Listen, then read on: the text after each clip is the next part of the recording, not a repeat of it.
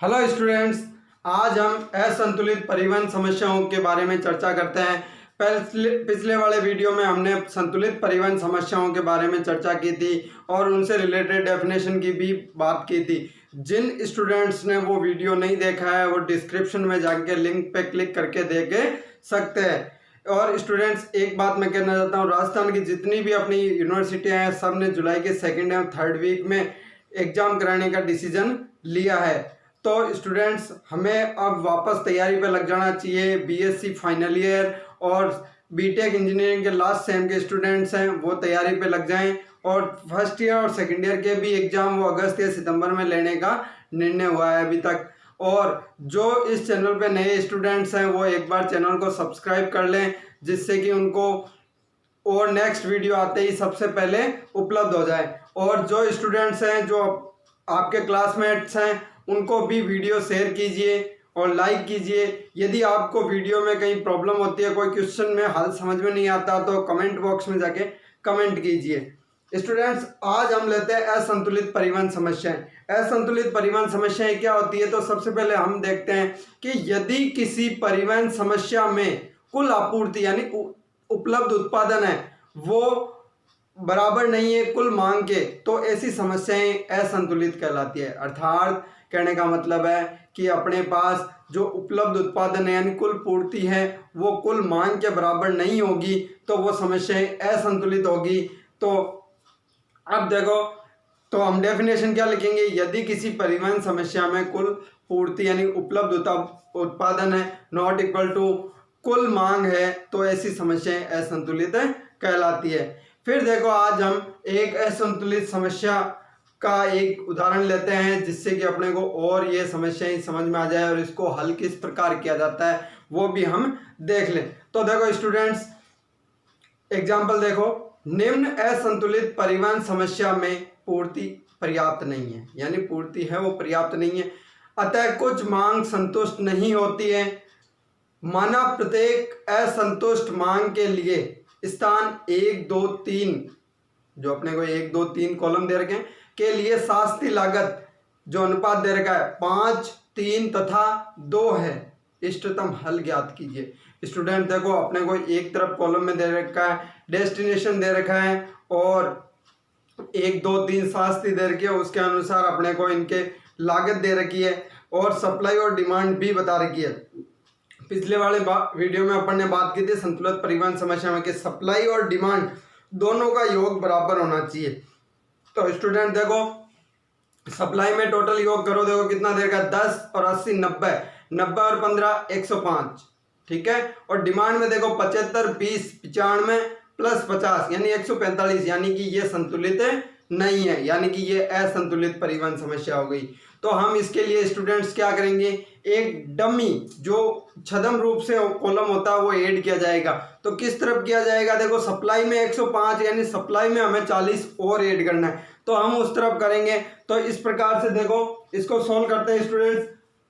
तो देखो, एक मैं इस प्रकार से आपके पास टेबल बना लेता हूं जिसमें यहां तक की टेबल दे रखी है, तो मेरे को एक डमी कॉलम जोड़ना है। तो इस तरफ का मैं 40, तो मैंने एक यहाँ डमी कॉलम जोड़ दिया, ठीक है स्टूडेंट्स।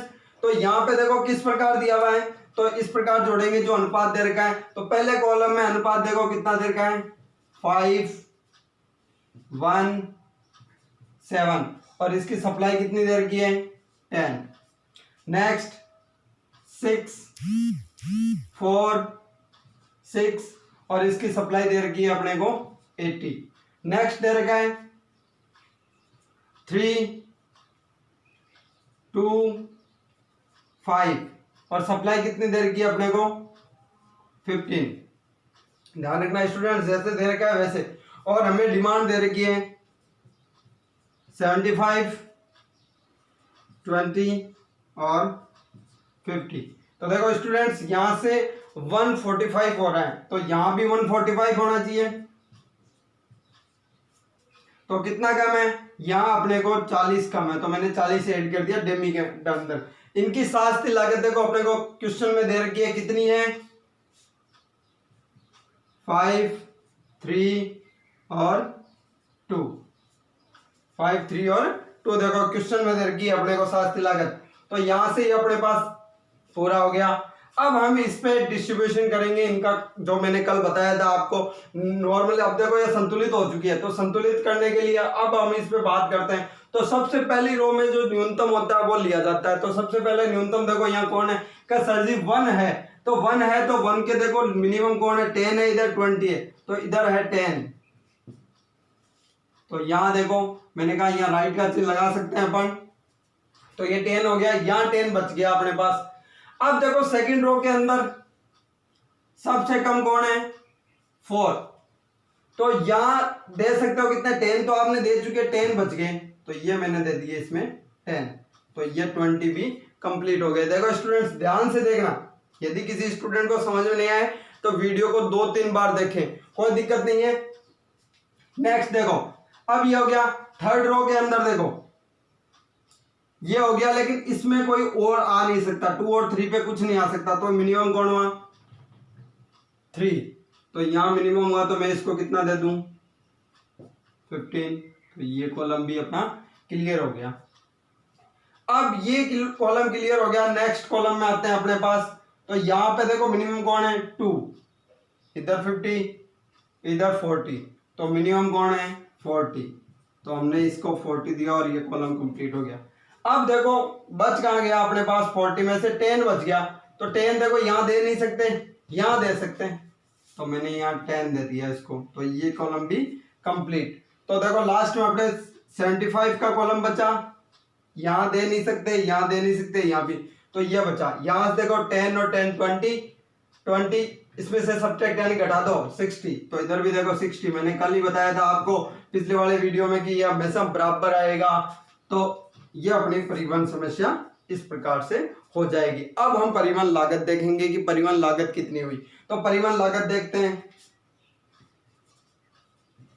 न्यूनतम परिवहन लागत कितनी हो गई स्टूडेंट्स, तो देखो 1 × 10 plus 6 × 60 plus 4 × 10 plus 6 × 10 plus 3 × 15 plus 2 × 40। Student देखो कितना हो गया, 10, 360, 40, 60, 45 और 80। तो स्टूडेंट ऐड कर लो इनको, कितना हो गया, 360, 10, 370, 410, 530, 5 कितने हो गए, देखो 370, 410, 470, 470, 550 और कितने हो गए, 595 रुपये हो गए। परिवहन लागत है, जो भाड़ा होता है वो कितना हो गया, 595 रुपये हो गया। अब बात करते हैं स्टूडेंट्स कि ये अपना हल है वो इष्टतम यानी ऑप्टिमल सॉल्यूशन है या नहीं है, करेक्ट है या नहीं है। तो स्टूडेंट्स देखो कल भी अपन ने किया था और आज भी करते हैं। तो हेडिंग डालता हूं, हल का इष्टतम परीक्षण यानी ऑप्टिमल टेस्ट ऑफ सॉल्यूशन, जो अपने को सॉल्यूशन प्राप्त है उसका ऑप्टिमल टेस्ट यानी वो हल इष्टतम है या नहीं है, उसके बारे में बात करता हूं। तो पहली कंडीशन देखते हैं, OT1 उपरोक्त सारणी में m+n-1, तो m+n-1 देखो कितने हैं, 1 2 3 4 5 6 7, तो कितने हो गए, या 4 + 3 - 1 यानी कि 6 को संतुष्ट करने के लिए कितने नियतन प्राप्त होते हैं, 1 2 3 4 5 6 स्वतंत्र नियतन प्राप्त होते हैं।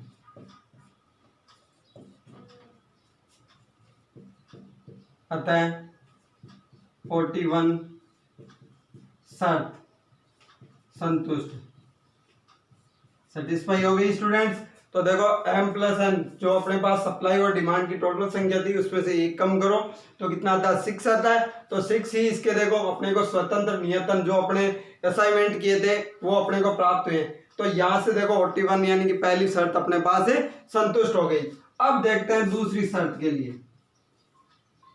42। तो इसमें देखो पहली कंडीशन भरी कोष्ठिका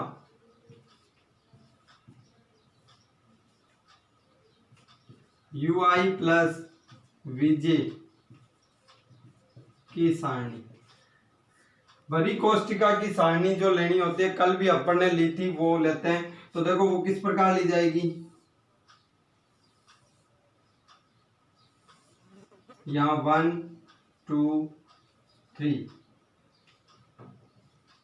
यहाँ पे 1 2 3 और 4 जो डमी है अपने पास, यहाँ अपने पास UI और यहाँ VJ। ठीक है स्टूडेंट्स, ये अपने को UI और VJ ज्ञात करने के लिए सारणी निकालनी होती है। तो यहाँ से देखो स्टूडेंट्स जो भरी कोष्ठिका है वो ली जाएगी, बाकी रिक्त वाले पे डॉट लगा देंगे। तो यहाँ देखो पहली कोष्ठिका डॉट, दूसरी पे कितना है 1, तीसरी पे डॉट 6 4 6 3 ये देखो रिक्त है 5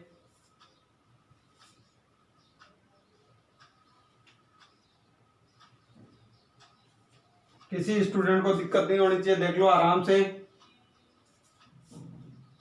देखो आराम से देख लो, जो रिक्त है वो रिक्त कर छोड़ दिया हमने और जो भरी हुई है उसको लिख दिया, असाइनमेंट जहां दे रखा है। अब देखो जहां ज्यादा असाइनमेंट होते हैं वहां हम 0 लेते हैं, तो चाहे कॉलम में हो चाहे रो में हो, ये हमेशा ध्यान रखना। तो यहां से देखो हमें इनका योगफल होता है वो इसके अंदर होना चाहिए। तो हमें पता 6 और 0 होगा वो 6 होगा, 4 और 6। तो इसके अनुसार देखो यहाँ पे 4 में क्या जोड़ा जाएगी, यहाँ तो मैंने लिख दिया माइनस का 3। 6 में क्या जोड़ा जाएगी, 3 आ रहा है तो माइनस 3। 6 में क्या जोड़ा जाएगी, 2 आए तो माइनस का 4, यानी कि UI और VJ अपने को प्राप्त हो गए स्टूडेंट्स। यहां से अपने को ये ध्यान रखना है। ठीक है, नेक्स्ट बात करते हैं स्टूडेंट्स। अब हमें जो इसका मूल्यांकन होगा वो निकालते हैं। तो यहां से देखो मैं इसको थोड़ा सा साफ करता हूं।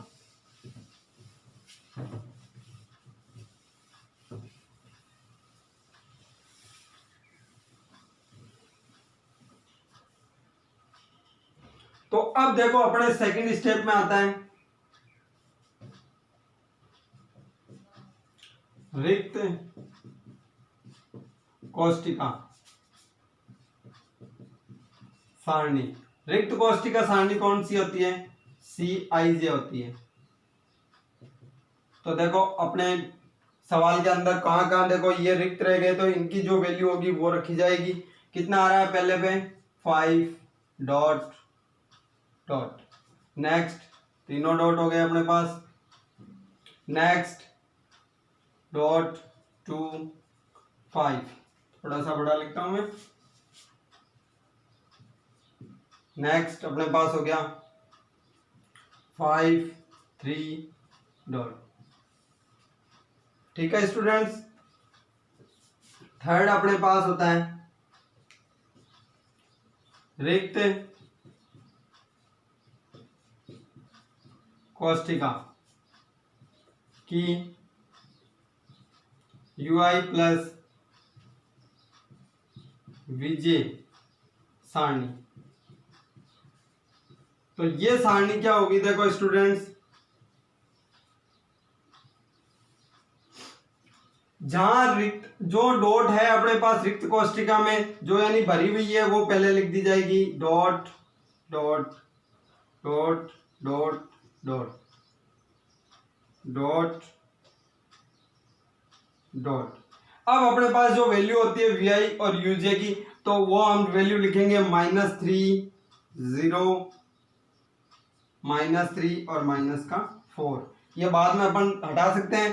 फिर उसके बाद में देखो यहाँ कितनी है 6 4 6, तो अब हम इनका ऐड करेंगे तो यहाँ कितना हो रहा है देखो 6 और -3 3, यहाँ तीनों हो रखे हैं, यहाँ देखो 1 6 और 3, यहाँ पे कितना हो जाएगा 2 और यहाँ हो गया 0। देखो स्टूडेंट इधर के जोड़ के बीच में जो ऐड होता है वो लिखा जाता है यहाँ पे। तो यहाँ से देखो मैं इसको साफ कर देता हूँ अपने पास, तो अपने पास ये सारणी हो गई। अब हम इनकी मूल्यांकन सारणी निकालते हैं।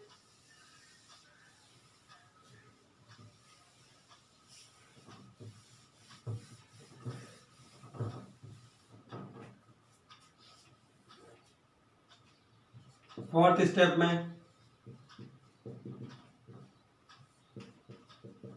मूल्यांकन सारणी। मूल्यांकन सारणी क्या होती है, DIJ जो क्या होती है CIJ minus UI plus VJ। तो स्टूडेंट्स यहां से देखो अपने पास क्या आ जाएगा, 5 में से 3 2 dot dot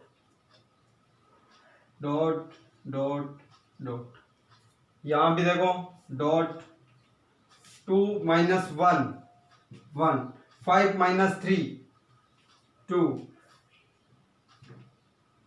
5 minus 2 3, 3 minus 0 3 dot.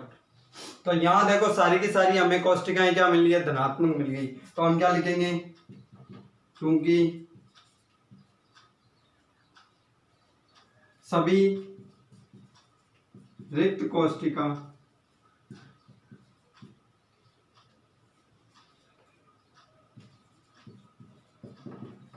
मूल्यांकन